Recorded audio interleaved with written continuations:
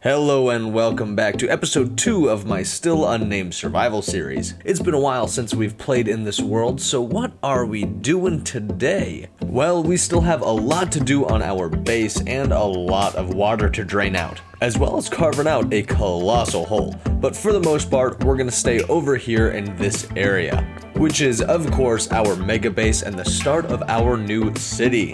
But before we do any work on our beautiful blue base or the land surrounding it, we have to jump right into our soon-to-be mob farm pit. The eventual plan for this general area is to be mined all the way down to the bedrock layer, wide enough in circumference to house an entire mob farm. This mob farm, maybe a little bit bigger, and then cover the whole thing with a mountain.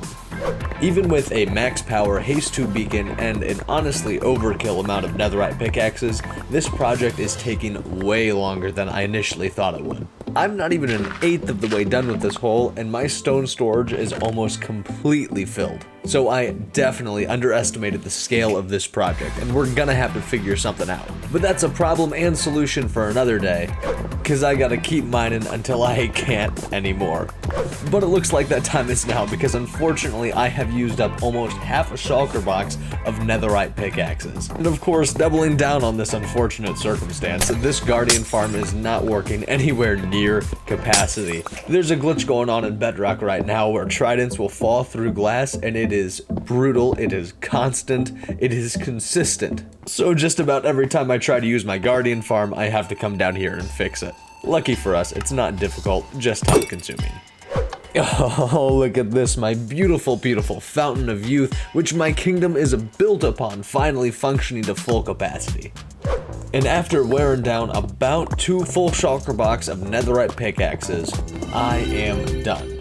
More like, I want to do something else. So we're gonna do something else, and I think it's time that we start working on this area over here.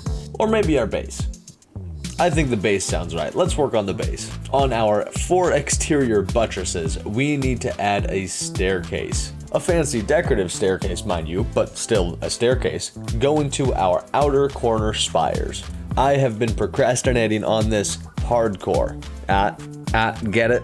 Because I have a hardcore series that dropped and I've been doing that. If you haven't seen it, go check it out. It's a pretty fun time. But for now, we're gonna hop on into the construction of our staircases. These are gonna be a little decorative with the prismarine stairs and slabs, but the goal is to be mostly functional. This is a very odd, ever-changing angle, and it's gotta be the same on every single corner of this base. And let's be real here, somehow I'm gonna die, lose my elytra, need to get up here, and I gotta be able to do it. That's the way I designed my base. I'm gonna need to be up here without an elytra at some point, so I might as well make it easy on my future self. We've made our way to the top of the staircase, and this is gonna kind of merge with the roof in a way. The idea that I have in my head for this area is this buttress turns into a flat slope that turns into a hallway that opens up into a grand chamber of some sort. More like a dome, because it's gonna walk into the dome section of the upper roof. This is a very crude drawing of what I'm thinking, but it's what I'm thinking, so I hope that helps. That's a pretty good looking staircase. Let's do 3 more.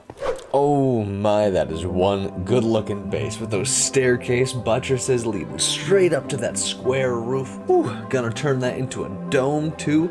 Oh lord, this is gonna look so good. And at night too, oh, that glow with this resource pack, beautiful, beautiful. Honestly, with the addition of these staircase buttress things, this looks way more finished than it actually is.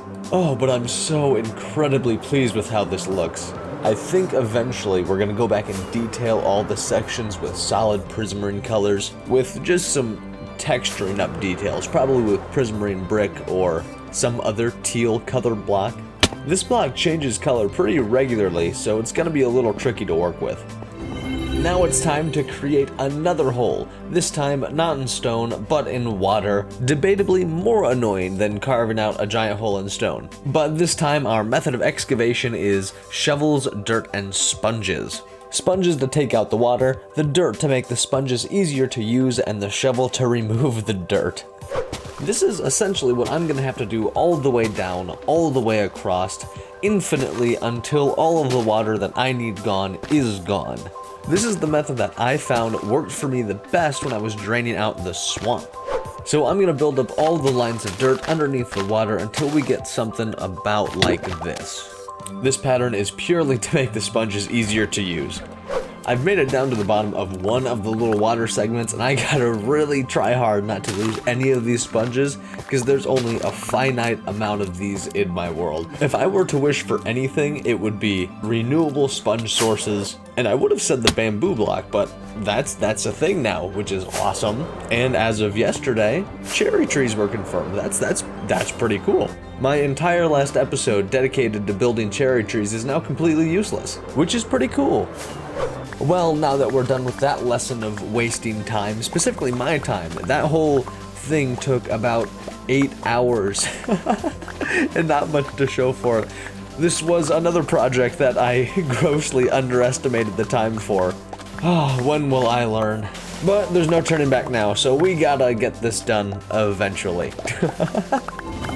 I'm not gonna lie here, I am already exhausted with this project. This is taking way more effort than I initially thought it would, which is okay. It's just gonna be a little bit more slow going and a little bit slower paced. And my videos are probably gonna get a little bit shorter because it's only gonna be the same thing for a little bit. But with a new 1.20 update, there's gonna be a lot of things to explore, and that's probably what we're gonna be focusing on with doing these in the background. Which is fine, that sounds like a lot of fun actually.